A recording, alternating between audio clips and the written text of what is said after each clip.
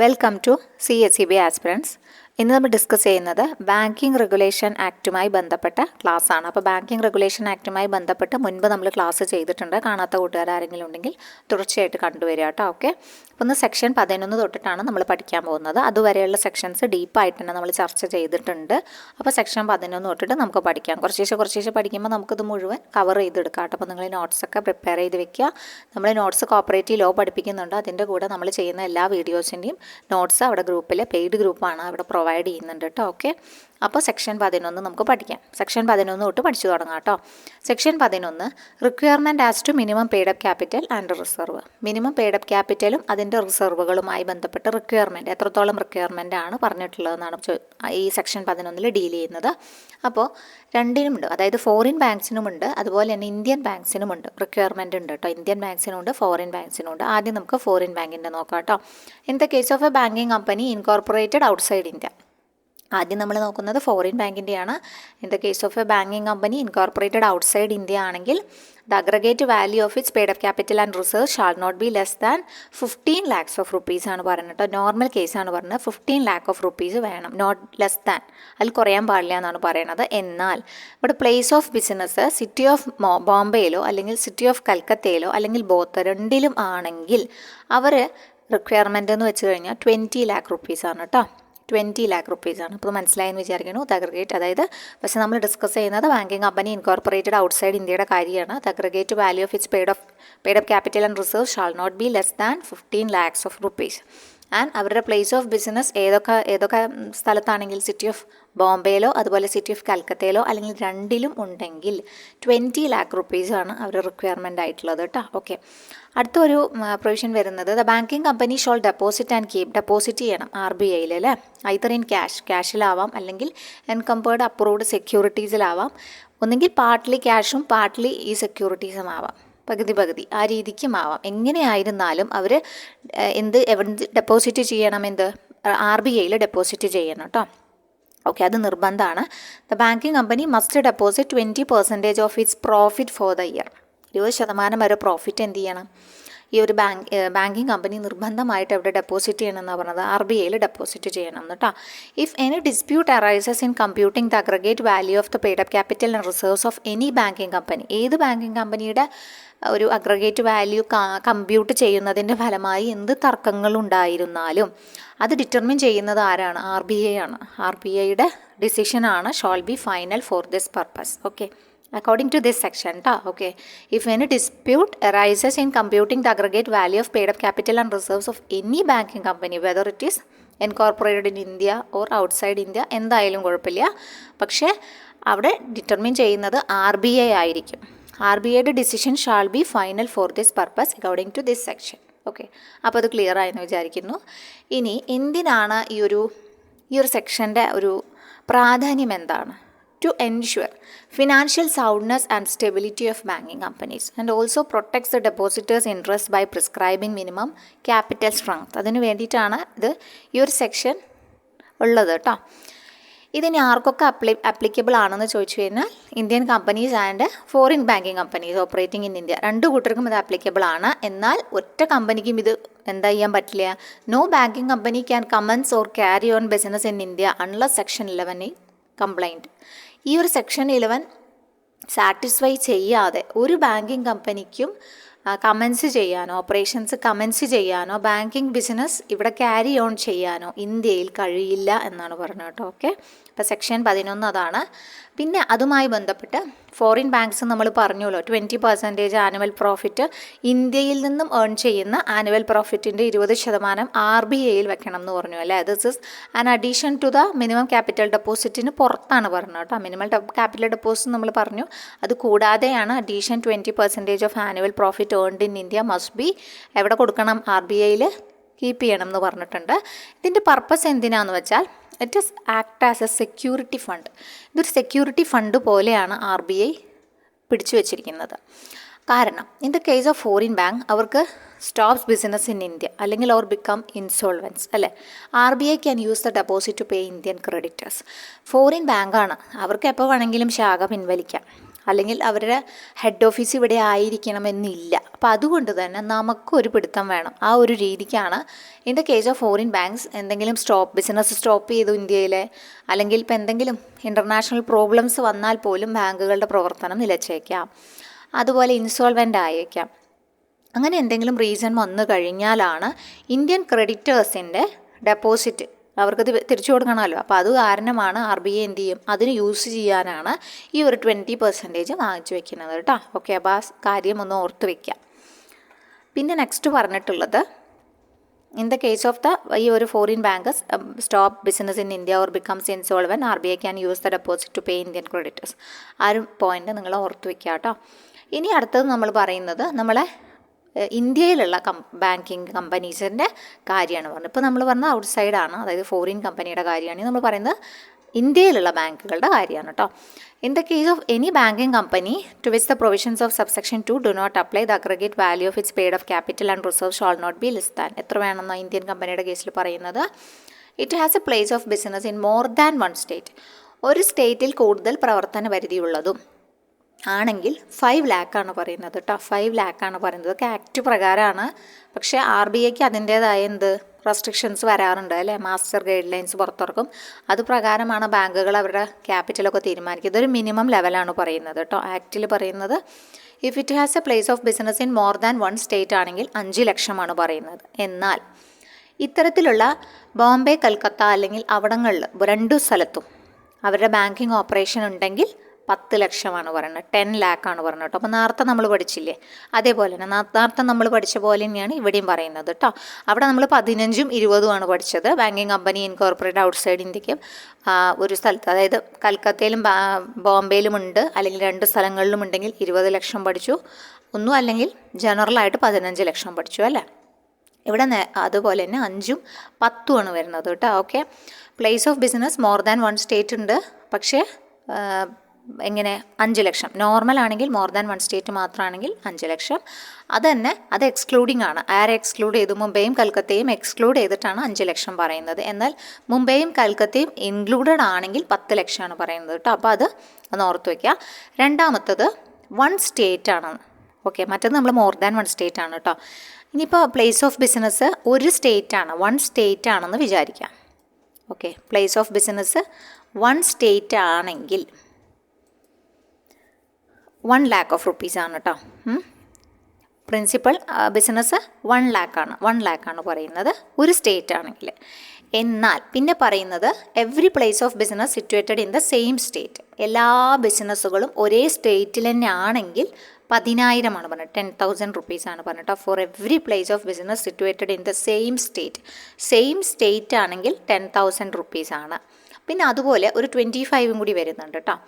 ഒരു 25 വരുന്നത് എവിടെയാ വെച്ചാൽ 25,000 in respect of each place of business situated elsewhere in the state otherwise than the same district. അതായത് ഒരേ ജില്ലയിൽ ഒഴികെ സംസ്ഥാനത്ത് മറ്റെവിടെയെങ്കിലും ആണെങ്കിൽ, ഒരേ ജില്ലയിലല്ലാതെ സംസ്ഥാനത്ത് പല പല സ്ഥലങ്ങളിൽ ചിതറിക്കിടക്കുന്ന ബിസിനസ് ആണെങ്കിൽ അവർക്ക് ഓരോ സ്ഥലത്തിനും ബിസിനസ്സിൻ്റെ സ്ഥലത്തിനനുസരിച്ച് 25,000 രൂപയാണ് കേട്ടോ. ഈച്ച് പ്ലേസ് ഓഫ് ബിസിനസ് എന്ന് പറഞ്ഞിട്ട് ഈച്ച് പ്ലേസ് ഓഫ് ബിസിനസ്സിനുമാണ് ഈ ഒരു 25,000 പറഞ്ഞിട്ടുള്ളത് കേട്ടോ. അതേപോലെ തന്നെയാണ് for every place of business situated in same state ആണെങ്കിലാണ് 10,000. മറ്റത് ഒരേ ജില്ലയിൽ സംസ്ഥാനത്ത് മറ്റെവിടെയെങ്കിലൊക്കെ ചിതറി കിടക്കുന്നതാണെങ്കിൽ ഓരോ ബിസിനസ്സിൻ്റെ ഓരോ പ്ലേസിനും 25,000 രൂപ വെച്ചിട്ടാണ് വേണ്ടത്, ഇത്തരത്തിലുള്ള ഈ ഒരു ക്യാപിറ്റൽ വേണ്ടത് കേട്ടോ. ക്യാപിറ്റൽ റിക്വയർമെൻ്റ് ആണ് പറയുന്നത്. ഇതൊക്കെ നമ്മുടെ ഇന്ത്യൻ ബാങ്കുകൾ ഫോളോ ചെയ്യേണ്ടതാണ് കേട്ടോ. അപ്പോൾ നമുക്ക് ഒന്നും കൂടി പറയാം കേട്ടോ. അപ്പോൾ നമുക്ക് ഒത്തിരി കൂടി ഒന്ന് ക്ലിയർ ആവും കേട്ടോ. അപ്പോൾ ആദ്യം നമ്മൾ പറഞ്ഞത് ബാങ്കിങ് കമ്പനി ഇൻകോർപ്പറേറ്റഡ് ഔട്ട്സൈഡ് ഇന്ത്യയുടെ കാര്യമായിരുന്നു. ആ paid up capital and reserve less than 50 lakh rupees ആണ് നോർമൽ കേസിൽ പറയുന്നത്. എന്നാൽ ബോംബെ സിറ്റിയിലും കൽക്കത്ത സിറ്റിയിലും അല്ലെങ്കിൽ രണ്ടിലും പ്രവർത്തനപരിധി ഉള്ളതാണെങ്കിൽ 20 lakh വരുന്നത്. അതായത് അവിടെ പ്രവർത്തിക്കുന്നുണ്ടെങ്കിൽ 20 lakh rupees ആണ് വരുന്നത്. അവരെന്ത് ചെയ്യണം? അവരുടെ 20% ഇന്ത്യയിൽ നിന്ന് ലഭിക്കുന്ന പ്രോഫിറ്റിൻ്റെ 20% അവിടെ ഡെപ്പോസിറ്റ് ചെയ്യണം എന്നാണ് പറഞ്ഞത്. RBIയിൽ ഒന്നെങ്കിൽ ക്യാഷിൻ്റെ രൂപത്തിൽ അല്ലെങ്കിൽ ഏതെങ്കിലും അപ്രൂവ്ഡ് സെക്യൂരിറ്റീസിൻ്റെ രൂപത്തിൽ അല്ലെങ്കിൽ പാർട്ട്ലി, രണ്ടും കൂടി പകുതി കേട്ടോ. അങ്ങനെ ഡെപ്പോസിറ്റ് ചെയ്യണം. ആ ഡെപ്പോസിറ്റ് ചെയ്യുന്നത് എന്തിനു വേണ്ടിയിട്ടാണ്? നമ്മുടെ ക്രെഡിറ്റേഴ്സിന് വേണ്ടിയിട്ടുള്ളതാണ് കേട്ടോ. അവർ ബിസിനസ് നിർത്തുകയോ അല്ലെങ്കിൽ ഇൻസോൾവെൻ്റ് ആവുകയോ എന്തെങ്കിലും പ്രോബ്ലം വന്നാൽ ഇന്ത്യൻ ക്രെഡിറ്റേഴ്സിന് പേ ചെയ്യാൻ വേണ്ടിയിട്ടാണ് ആ തുക ഉപയോഗിക്കുന്നത്. അതുപോലെ തന്നെ ഇതുമല്ലൊരു തർക്കമുണ്ടായാൽ, if any dispute arises in computing the aggregate value of the paid up capital and reserves of any banking company, decision ആരുടെ ആയിരിക്കും? ഫൈനൽ RBIയുടെ ഡിസിഷൻ ആയിരിക്കും ഫൈനൽ കേട്ടോ. ഈ സെക്ഷൻ 11 അതായത് പൂർത്തിയാക്കാതെ ഒരു ബാങ്കിങ് കമ്പനിക്കും കമൻസ് ചെയ്യാനോ അതുപോലെ ബിസിനസ് ക്യാരി ഓൺ ചെയ്യാനോ കഴിയില്ല. അത് മനസ്സിലാക്കി വെക്കുക. പിന്നെ ഇന്ത്യൻ കമ്പനിയുടെ കേസ് ആണെങ്കിൽ ഇന്ത്യൻ കമ്പനിയുടെ എമൗണ്ട് പറയുന്നത് ഏതൊക്കെയാണ് പറയണത്? മോർ ദാൻ വൺ സ്റ്റേറ്റ് ആണ് പ്രവർത്തന പരിധി. പ്ലേസ് ഓഫ് ബിസിനസ് ഉണ്ടെങ്കിൽ മുംബൈയും കൽക്കത്തയും ഒഴികെയാണെങ്കിൽ 5 ലക്ഷവും മുംബൈയും കൽക്കത്തയും ഇൻക്ലൂഡഡ് ആണെങ്കിൽ 10 ലക്ഷവുമാണ് കേട്ടോ. പിന്നെ അതുപോലെ ഒരു സ്റ്റേറ്റ് ആണ്. അതുപോലെ എക്സ്ക്ലൂഡിങ് മുംബൈ ആൻഡ് കൽക്കത്തയാണ് 1 സ്റ്റേറ്റ് ആണെങ്കിൽ principal place of business 1 lakh ആണ്. Four every place of business situated in the same state ആണെങ്കിൽ 10,000. എന്നാൽ ഒരേ ജില്ലയിൽ അല്ല, മറ്റു പല സംസ്ഥാനത്ത് പല സ്ഥലത്താണെങ്കിൽ 25,000 രൂപ ഓരോ സ്ഥലത്തിനും അവരെന്ത് റിക്വയർമെൻറ്റ് വെച്ചിരിക്കണം കേട്ടോ. ഓക്കെ, അപ്പോൾ അതാണ് നമുക്ക് ഈ സെക്ഷൻ 11 ബന്ധപ്പെട്ടിട്ട് പഠിക്കാനുള്ളത്. ഇനി നമുക്ക് സെക്ഷൻ 12 കടക്കാം. ഓക്കെ, സെക്ഷൻ 12 എന്താണ്? റെഗുലേഷൻ ആണ് കേട്ടോ. Regulation of paid up capital and subscribed capital ആണെന്ത്? സെക്ഷൻ 12 കേട്ടോ. Section 12 regulation of paid up capital and subscribed capital and authorised capital and voting right of share ഹോൾഡേഴ്സിൻ്റെ വോട്ടിംഗ് റൈറ്റിനെ കുറിച്ചും 3 തരത്തിലുള്ള ക്യാപിറ്റലിനെ കുറിച്ച് പറഞ്ഞു. പിന്നെ എന്താ പറഞ്ഞത്? വോട്ടിംഗ് റൈറ്റ്സിനെ കുറിച്ച്. ആരുടെ വോട്ടിംഗ് റൈറ്റ്സിനെ കുറിച്ചാണ് പറയുന്നത്? ഷെയർ ഹോൾഡേഴ്സിൻ്റെ വോട്ടിംഗ് റൈറ്റ്സിനെ കുറിച്ചും പറയുന്നുണ്ട് കേട്ടോ. ഓക്കെ, അപ്പോൾ നമുക്ക് നോക്കാം, ഡീറ്റെയിൽഡ് ആയിട്ട് നോക്കാം കേട്ടോ അതെന്താ പറയണമെന്ന്. Okay, no banking company shall carry on business in India unless it satisfies the following conditions. Okay, the subscribed capital of a banking company in India must not be less than 1/2 of its authorized capital and its paid up capital must be at least half of the subscribed capital as per the Banking Regulation Act 1914. അത് പകുതിയായിരിക്കണം കേട്ടോ. അതായത് authorised ക്യാപിറ്റലിൻ്റെ പകുതി എന്ത് വേണം? Paid up capital വേണം കേട്ടോ. അതാ പറയണത്. Must not be less than, കുറയാൻ പാടില്ല. 1/2 of its authorized capital and its paid up capital must be at least half of the subscribed capital. അപ്പോൾ അങ്ങനെയാണ് അത് കീപ്പ് ചെയ്യേണ്ടത്. 50% അല്ലെങ്കിൽ പകുതി വേണം. ഓതറൈസ്ഡ് ക്യാപിറ്റലിൻ്റെ പകുതി ആയിരിക്കണം എന്ത്? Paid up capital. ആ ഒരു രീതിക്ക് അതിൻ്റെ സബ്സ്ക്രൈബ്ഡ് ക്യാപിറ്റൽ ആ ഒരു രീതിക്ക് വേണം ക്യാപിറ്റൽ മെയിൻറ്റെയിൻ ചെയ്തു പോകാൻ എന്നാണ് പറയുന്നത് കേട്ടോ. ഇഫ് ദ ക്യാപിറ്റൽ ഇൻക്രീസ്ഡ്, ഇനി എന്തെങ്കിലും ഒരു കേസിൽ ക്യാപിറ്റൽ ഇൻക്രീസ് ചെയ്തിട്ടുണ്ടെങ്കിൽ, ക്യാപിറ്റൽ ഇൻക്രീസ് ചെയ്യാമല്ലോ, അല്ല തുടങ്ങുന്ന സമയത്ത് അതേപോലെ ആവണമെന്നില്ല. അപ്പോൾ ക്യാപിറ്റൽ ഇൻക്രീസ് ചെയ്തിട്ടുണ്ടെങ്കിൽ not exceeding 2 years as the such period not exceeding 2 years as the reserve bank may allow. അതായത് റിസർവ് ബാങ്കിന് 2 വർഷത്തിനുള്ളിൽ ഒരു എക്സ്റ്റെൻഡ് പീരിയഡ് കൊടുത്തിട്ടുണ്ട്. ക്യാപിറ്റൽ ഇൻക്രീസ് ചെയ്ത് കഴിഞ്ഞാൽ ഈ കണ്ടീഷൻസ് എന്ത് ചെയ്യണം? കംപ്ലൈ ചെയ്യാൻ വേണ്ടിയിട്ട് 2 വർഷത്തെ ഒരു പരിധി ആര് കൊടുത്തിട്ടുണ്ട്? ഒരു ലിമിറ്റേഷൻ പീരീഡ് പോലെ 2 വർഷം കൊടുത്തിട്ടുണ്ട് RBI കേട്ടോ. അതുപോലെ ബാങ്കിങ് കമ്പനിക്ക് cannot create any charge on unpaid capital. Unpaid ക്യാപിറ്റലുമിൽ ഒരു ചാർജും ക്രിയേറ്റ് ചെയ്യാൻ കഴിയില്ല ബാങ്കിങ് കമ്പനിക്ക്. The banking company cannot create any charge on unpaid capital. If the capital increase ചെയ്ത് കഴിഞ്ഞാൽ ഈ ഒരു കണ്ടീഷൻ കംപ്ലൈ ചെയ്യുന്നതിന് വേണ്ടി, പ്രിസ്ക്രൈബ്ഡ് കണ്ടീഷൻ കംപ്ലൈ ചെയ്യുന്നതിന് വേണ്ടി 50% വേണം, പിന്നെ അതിൻ്റെ 50% വേണം, അങ്ങനെ പറഞ്ഞില്ലേ. അത് കണ്ടീഷൻ എത്താനായിട്ടുള്ള പീരിയഡ് നോട്ട് എക്സീഡിങ് 2 years ആണ് കൊടുക്കുക സാധാരണ കേട്ടോ. പിന്നെ ബാങ്കിങ് കമ്പനിക്ക് ഒരു ചാർജും അൺപെയ്ഡ് ക്യാപിറ്റലിന്മേൽ ഒരു ചാർജും ക്രിയേറ്റ് ചെയ്യാൻ കഴിയില്ല എന്നും ഓർക്കാം. പിന്നെ no person holding shares in a banking company shall in respect of any shares held by him exercise voting right 10% of the total voting rights of all the share holders of the banking company എന്ന് പറഞ്ഞിട്ടുണ്ട് കേട്ടോ. അതായത് voting rate എത്ര കൂടാൻ പാടില്ല എന്നാണ് പറഞ്ഞത്? 10% കൂടാൻ പാടില്ല എന്നാണ് പറഞ്ഞത്. വോട്ടിംഗ് റേറ്റ് 10% കൂടാൻ പാടില്ല എന്നാണ് പറഞ്ഞിട്ടുള്ളത് കേട്ടോ. അതായത് നോൺ ഗവൺമെൻറ്റൽ ഷെയർ ഹോൾഡേഴ്സിനാണ്, അതായത് നോൺ ഗവൺമെൻറ്റൽ ഷെയർ ഹോൾഡേഴ്സിന് 10% കൂടുതൽ പറയുന്നു ബാങ്കിങ് കമ്പനീസിൽ. ഗവൺമെൻറ് ഓൺഡ് ബാങ്കിങ് കമ്പനീസിൽ മറ്റ് വ്യക്തികളുടെ കാര്യമാണ് പറയണത്. നോൺ ഗവൺമെൻറ്റൽ ഷെയർ ഹോൾഡേഴ്സിന് 10% കൂടാൻ പാടില്ല. ഒരാൾ ഷെയർ ഹോൾഡ് ചെയ്യുന്നത് എത്ര 10% കൂടാൻ പാടില്ല എന്നാണ് പറയുന്നത് കേട്ടോ. ഓക്കെ, ആ വോട്ടിംഗ് റൈറ്റ് അങ്ങനെയാണ് എക്സസൈസ് ചെയ്യാൻ പറ്റുള്ളൂ എന്നാണ് പറയുന്നത്. എന്നാൽ പ്രൈവറ്റ് സിംഗിൾ ഷെയർ ഹോൾഡേഴ്സിൻ്റെ കാര്യമാണെങ്കിൽ 26%. അപ്പോൾ ശരിക്കും ആ ബാർ കാൽക്കുലേറ്റ് ചെയ്താൽ 10/26% അങ്ങനെയാണ് എടുക്കുക കേട്ടോ. ഈ ഒരു ഷെയർസ് ഹോൾഡ് ചെയ്യുന്നതിൻ്റെ ബാർ എടുക്കുമ്പോൾ 10/26% സീലിംഗ് ആണ് അതിന് കൊടുക്കുന്നത് കേട്ടോ. ഓക്കെ, അപ്പോൾ അത് രണ്ടും ഓർത്ത് വയ്ക്കുക. 10% ആണ് മിനിമം പറയുന്നത്. No person holding shares in a banking company in respect of any shares held by him exercise voting right 10% of the total voting right 10% of the total voting right of all the shareholders of the banking company. അതുപോലെ 26 ആണ് private single share holders പ്രൈവറ്റിൻ്റെ കാര്യത്തിൽ. അപ്പോൾ അതിൻ്റെ ഒരു ceiling എന്ന് പറഞ്ഞാൽ 10 to 26 ceiling ആണ് വരിക കേട്ടോ.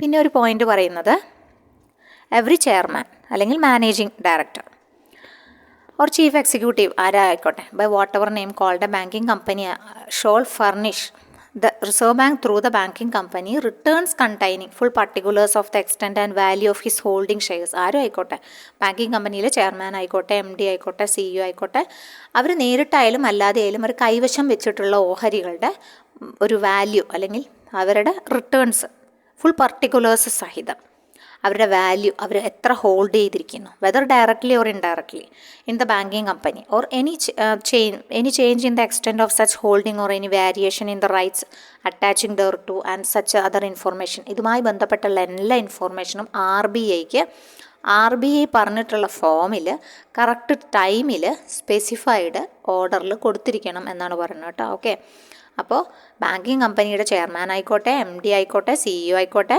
ബാങ്കിങ് കമ്പനി നേരിട്ടോ അല്ലാതെയോ ആൾ കൈവശം വെച്ചിട്ടുള്ള ഓഹരികളുടെ വാല്യൂ അല്ലെങ്കിൽ അതിൻ്റെ റേറ്റ് അത് എന്ത് ചെയ്യണം, RBI പറഞ്ഞിട്ടുള്ള കറക്റ്റായിട്ടുള്ള വിവരങ്ങൾ സഹിതം RBI ആവശ്യപ്പെടുന്ന രൂപത്തിലും ക്രമത്തിലും വ്യക്തമാക്കി സമർപ്പിക്കണം. ഓക്കെ, അത് അവരുടെ ഒബ്ലിഗേഷനാണ്, നിർബന്ധമായിട്ട് ചെയ്യേണ്ട കാര്യമാണ് കേട്ടോ. ഓക്കെ, അപ്പോൾ ഇതിൽ നമുക്ക് ഈ ഒരു പോയിൻ്റ് അത്ര ഇമ്പോർട്ടൻ്റ് അല്ല, മറ്റ് പോയിൻ്റുകൾ നോക്കിയാൽ മതി കേട്ടോ. ഈ 50% കറക്റ്റ് നോക്കണം. ആ ഒരു 50% 50% നോക്കിയിട്ടാണ് അവർ ക്യാപിറ്റൽ മെയിൻറ്റെയിൻ ചെയ്ത് കൊണ്ടുപോകേണ്ടത്. പിന്നെ അതുപോലെ 10 to 26 സീലിങ്ങും ഒന്ന് ഓർത്ത് വയ്ക്കുക കേട്ടോ. 10% ആണ് total voting rights of all the share holders of the banking company എന്ന് പറയുന്നത്. 26 ആണ് ഈ ഒരു പ്രൈവറ്റിൽ സിംഗിൾ ഷെയർ ഹോൾഡേഴ്സിന് പറയുന്നത്. അപ്പോൾ 10 to 26 ആണ് ആ സീലിംഗ് വരുന്നത്. പിന്നെ ഇവർ കറക്റ്റായിട്ട്, അതായത് ചെയർമാനും മാനേജിംഗ് ഡയറക്ടറും ചീഫ് എക്സിക്യൂട്ടീവ് ഓഫീസറൊക്കെ കയ്യിൽ വെച്ചിട്ടുള്ള ഓഹരികളുടെ കാര്യങ്ങളൊക്കെ നിർബന്ധമായിട്ടും ആരെ അറിയിക്കണം, റിസർവ് ബാങ്കിനെ അവർ പറഞ്ഞിട്ടുള്ള ഫോമിൽ കറക്റ്റ് സമയത്ത് കറക്റ്റ് ഓർഡറിൽ പിന്നെ റിപ്പോർട്ട് ചെയ്യണം എന്നാണ് പറഞ്ഞത് കേട്ടോ. ഇനി നമുക്ക് 12A നോക്കാം. ഓക്കെ, 12A നോക്കാം. 12A എന്താണ്? എലക്ഷൻ ഓഫ് ന്യൂ ഡയറക്ടേഴ്സാണ്. പുതിയ ഡയറക്ടേഴ്സിനെ എലക്ട് ചെയ്യുന്നതുമായി ബന്ധപ്പെട്ടതാണ് 12A എന്ന് പറയുന്നത് കേട്ടോ. ഇപ്പോൾ റിസർവ് ബാങ്ക് ഓർഡർ വയ്ക്കാം അല്ലേ, ഓർഡർ ചെയ്യും.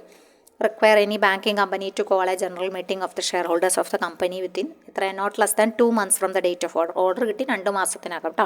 2 മാസത്തിൽ കുറയാത്ത സമയക്രമത്തിനുള്ളിൽ എന്ത് ചെയ്യണം, ഷെയർ ഹോൾഡേഴ്സിനെ വിളിച്ചു കൂട്ടണം, ജനറൽ മീറ്റിംഗ് വിളിച്ചു കൂട്ടണം കേട്ടോ.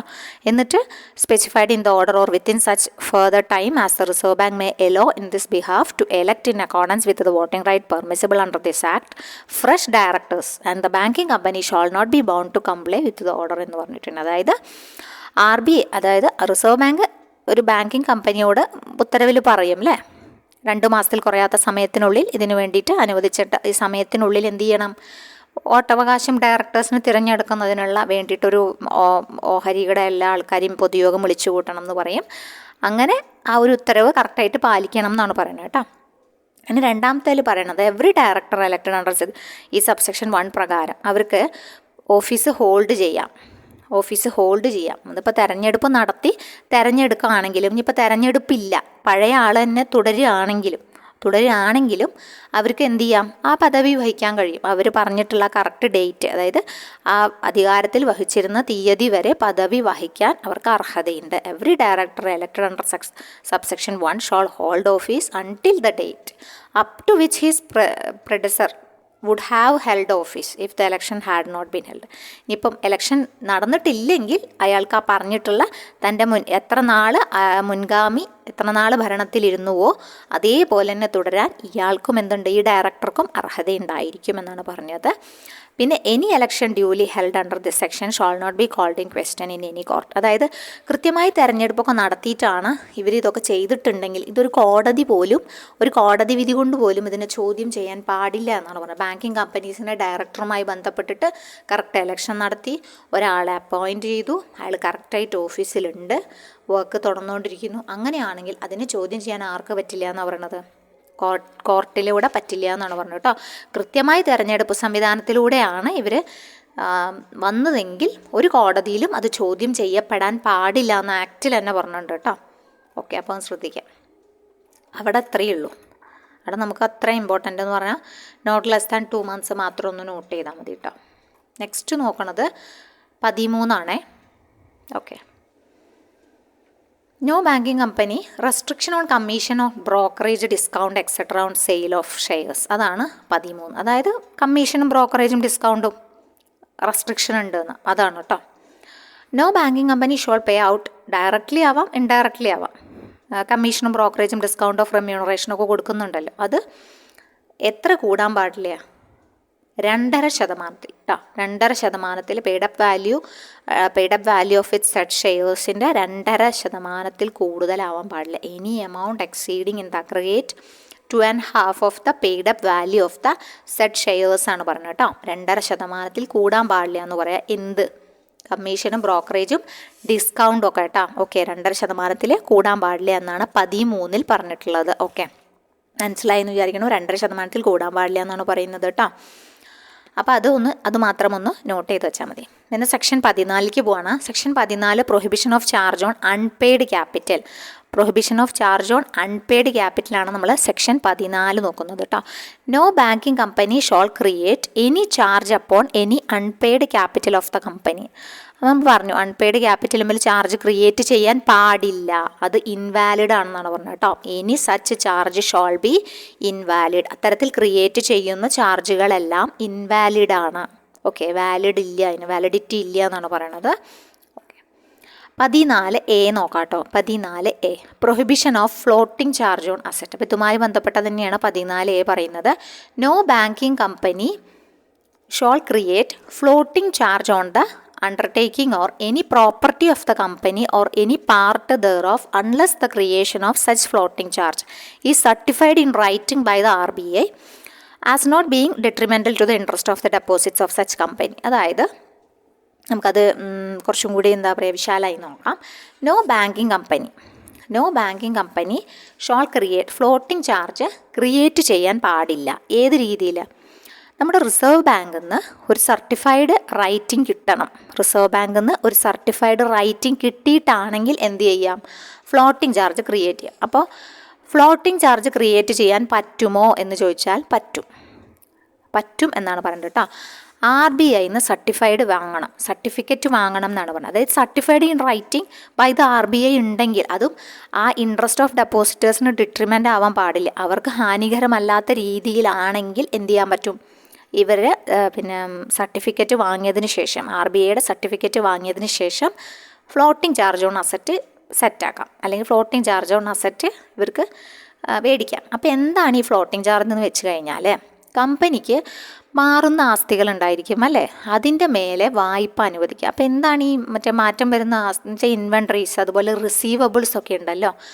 അത് റിസീവബിൾസ് എന്നാണോ മുടക്കം വരുന്നത്, അതായത് നമ്മുടെ NPA ആകുന്നത് വരെ അവർക്ക് വേണമെങ്കിൽ എന്ത് ചെയ്യാം? NPA ആയാൽ പിന്നെ കിട്ടില്ല കേട്ടോ. NPA ആകുന്നത് വരെ റിസീവബിൾസിന്മേലോ ഇൻവെൻറ്ററിയിൽ മേലോ വായ്പ നേടാനുള്ള ഈ ഒരു ഇതിനെയാണ് ഈ ഫ്ലോട്ടിംഗ് ചാർജ് എന്ന് പറയാം. ഫ്ലോട്ടിംഗ് ചാർജ് ക്രിയേറ്റ് ചെയ്യുക എന്ന് പറയാം കേട്ടോ. അപ്പോൾ ഇത്തരത്തിൽ ഫ്ലോട്ടിംഗ് ചാർജ് ക്രിയേറ്റ് ചെയ്യാൻ സാധിക്കും. RBIയുടെ സർട്ടിഫിക്കറ്റ് വാങ്ങണം എന്ന് മാത്രമേ ഉള്ളൂ. അപ്പോൾ ഇങ്ങനെ ഈ ഫ്ലോട്ടിംഗ് ചെയ്യുന്ന അസറ്റ് മേൽ, അതായത് ഇൻവെൻറ്ററി, റിസീവബിൾസ് പോലുള്ള മേൽ വായ്പ നേടാൻ അനുവദിക്കുന്ന സിസ്റ്റമാണ് ഈ ഫ്ലോട്ടിംഗ് ചാർജ് എന്ന് പറയാം. ഫ്ലോട്ടിംഗ് ചാർജ് ഓൺ അസറ്റ് എന്ന് പറഞ്ഞു കഴിഞ്ഞാൽ കേട്ടോ. ഓക്കെ, അപ്പോൾ അത് വാങ്ങണമെങ്കിൽ എന്തു വേണം? സർട്ടിഫൈഡ് ഇൻ റൈറ്റിംഗ് വേണം RBIയുടെ.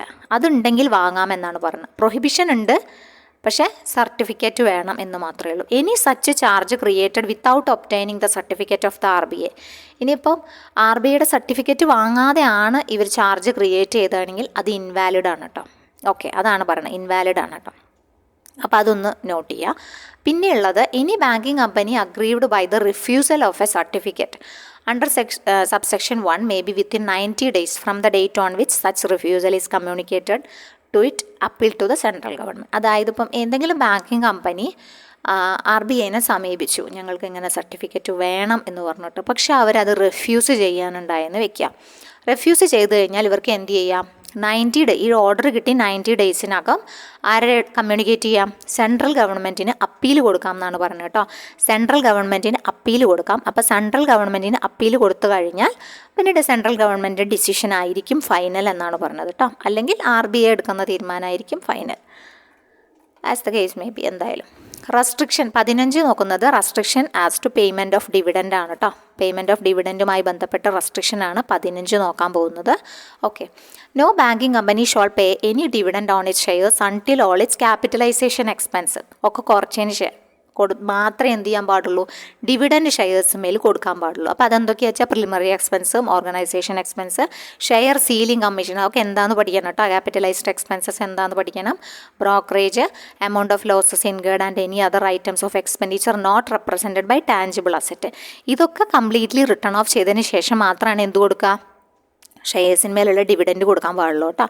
ഇനി അല്ലാതെ banking company may pay dividend on it shares without writing of ചെയ്യാതെ ചില കണ്ടീഷൻസിൽ കൊടുക്കാം. അത് ഏത് കണ്ടീഷനാണെന്ന് വെച്ചാൽ, ഡിപ്രിസിയേഷൻ ഇഫ് എനി എന്തെങ്കിലും ഉണ്ടെങ്കിൽ, ഈ value of its investment in approved securities in any case for such depreciation has not been actually capitalise ചെയ്തിട്ടില്ല. അതായത്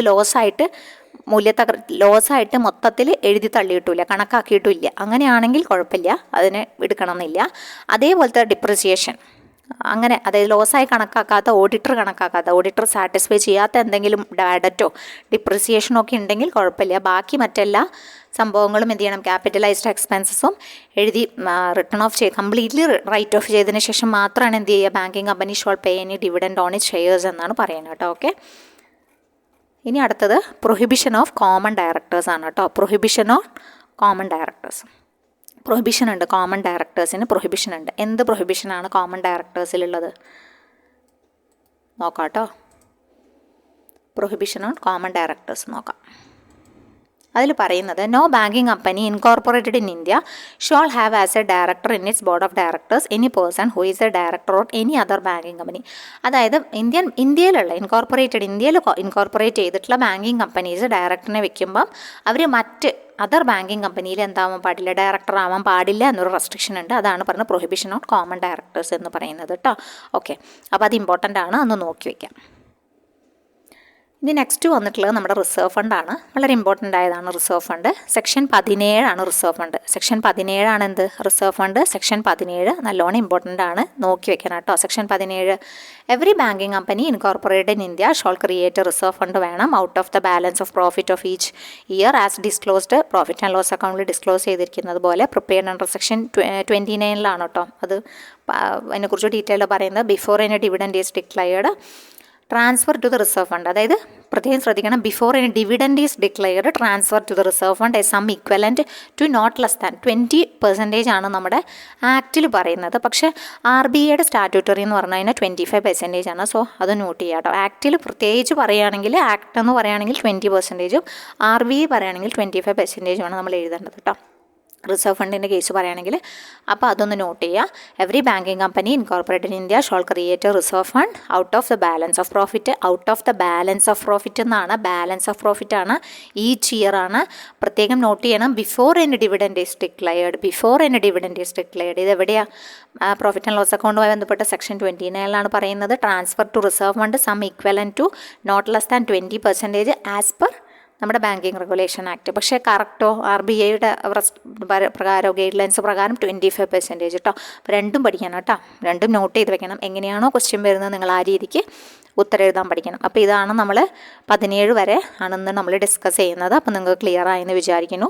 അപ്പോൾ ഇതിൻ്റെ നോട്ട്സ് നമ്മൾ എന്ത് ചെയ്യാം? ഗ്രൂപ്പിൽ കൊടുത്തേക്കാം. അപ്പോൾ അടുത്ത ക്ലാസ്സിൽ കാണാം കേട്ടോ. താങ്ക്